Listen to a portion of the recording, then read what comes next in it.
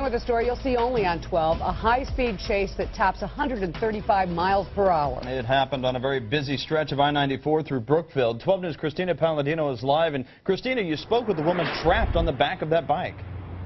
Yeah, well, right here on 94 westbound near the Barker Road exit ramp is where Waukesha County Sheriff's deputies arrested a 32-year-old Heartland man. I spoke with a young woman who was sitting behind him on his bike. She tells me she thought she was going to die.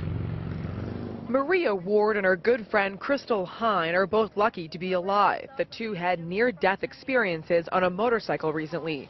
Maria's happened early Tuesday morning. As we were going around the little bit of a bend that there is on the freeway, I looked down and the speedometer was about 156 miles an hour. Maria tells me she and her friend, 32-year-old Brad Peters of Heartland, were over Crystal's house visiting after her own horrific motorcycle accident a few days ago. Peters offered Maria a ride home, and so she jumped on the back of his bike. They were westbound on Interstate 94 in Brookfield, heading towards Waukesha, when a squad flashed their lights. I started digging my nails into his leg. I was like, Brad, please slow down, please slow down. And he just seemed to either not hear me or not care.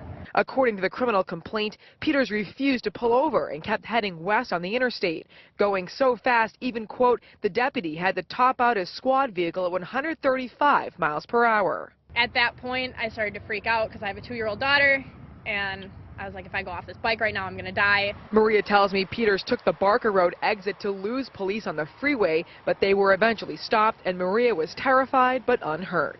Edge, I didn't even wait for the bike to stop. I got off. I took my helmet off, put it on the ground, and I sat on the guardrail. And I just kind of put my head down like this, and I couldn't believe what was happening. I started shaking, and then that's when I started to cry a little bit.